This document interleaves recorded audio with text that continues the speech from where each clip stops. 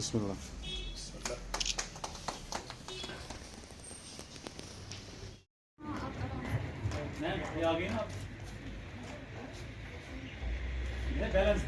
अस्सलाम वालेकुम रहमतुल्लाह। मैं डॉक्टर समी हूँ, दारुल शिफा फाउंडेशन लाल बाजार से। We are located at Umar colony, lane number 1। तो ये जो आज हमने स्मोक फ्री कश्मीर का इनिशिएटिव लिया है, it's a campaign anti smoking. आजकल हम लोग देख रहे हैं कि बहुत सारे लोग स्मोकिंग के इस वबा में मुलव्वस हो रहे हैं। तो मेन मकसद यही है कि ये लोग इस चीज़ से निजात पालें, और इस चीज़ के लिए हमने यहाँ पे फ्री काउंसलिंग वगैरह का इनेकाद किया हुआ है। जो भी लोग स्मोकिंग को छोड़ना चाहते हैं तो वो यहाँ पे आके ये फैसिलिटी अवेल कर सकते हैं। अल्हम्दुलिल्लाह अभी तक हमने कुछ पेशेंट्स पे ये ट्रायल्स किए हैं, और उनमें अप्रोक्सीमेटली 3 to 4 months टाइम में इंशाल्लाह मैं होपफुल हूँ कि वो स्मोकिंग क्विट कर सकते हैं। मैं एग्जैक्टली रेशियो तो नहीं बोल सकता हूँ, लेकिन मैं डेफिनेटली इतना बोल सकता हूँ कि जितना अमाउंट भी, जितनी इकोनॉमी हमारी इसमें ड्रेन हो रही है, that must be in thousands of crores annually. क्योंकि अगर आप एक सिगरेट पैकेट का कॉस्ट देख लें, मुझे लगता है it must be around 200 or 300 rupees. तो उस हिसाब से देखा जाए तो it must be in crores annually. तो रही बात कोलैबोरेशन की, ये हमने कोलैबोरेट किया है प्रिस्टीन फार्मा के साथ, जो हमें कुछ मेडिसिन वगैरह प्रोवाइड कर रहे हैं, जो एक सपोर्ट देगा एक स्मोकर को नॉन स्मोकर बनने में। And it's again in association with Indian association of physiotherapist, जिनका एक अहम रोल है। अगर हम मैं एक फिजियोथेरेपिस्ट हूँ बाय प्रोफेशन। अगर हम फिजियोथेरेपी की ही बात कर लें, हमारा एक मेन एम होता है, वो होता है कि फिटनेस के रिलेटेड। और फिटनेस और स्मोकिंग तो आपस में इनकी जानी दुश्मनी है, so it won't go hand in hand.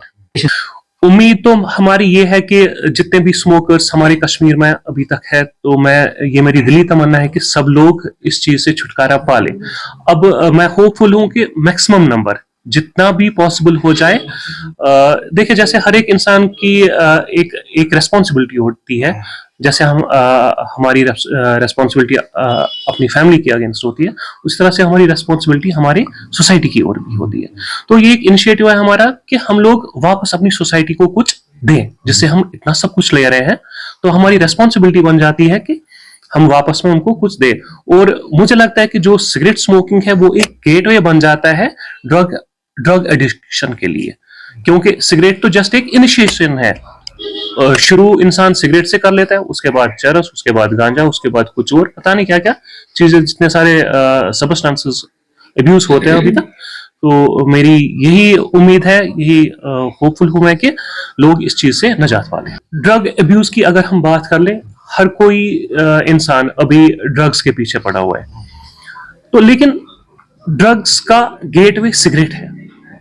ये एक थॉट प्रोसेस हमें जनरेट हो गया कि उतामत कित पक्ष इंसान वाता, तो सिगरेट का उसमें एक बहुत अहम ही रोल है।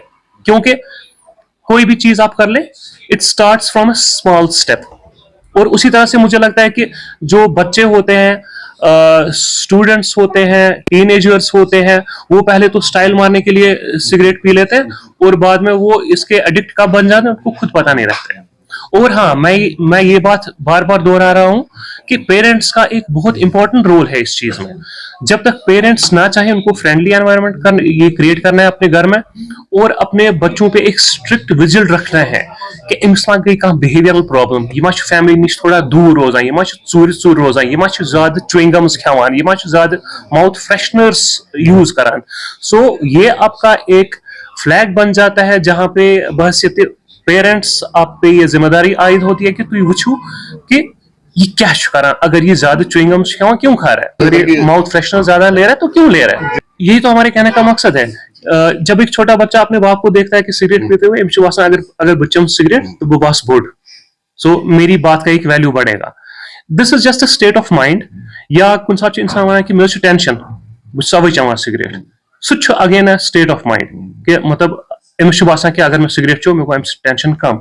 बट ओवरऑल अगर इम्पैक्ट इसका देखा जाए तो इंसान अपने आप के अपने सेहत के साथ नाइंसाफी करता है। अभी तक जितने भी ट्रायल्स हमने किए हैं, ऑलमोस्ट मैं बोलूँगा 60 to 70% of trials like we are on the right track. ये मैं कहना चाहूँगा कि जो नॉर्मली अभी कुछ च्युइंगम्स या वगैरह है जो लोग इस्तेमाल करते हैं कि इस चीज के लिए, निकोटीन डेफिशिएंसी को दूर करने के लिए, ये इसका route of administration is a nasal spray.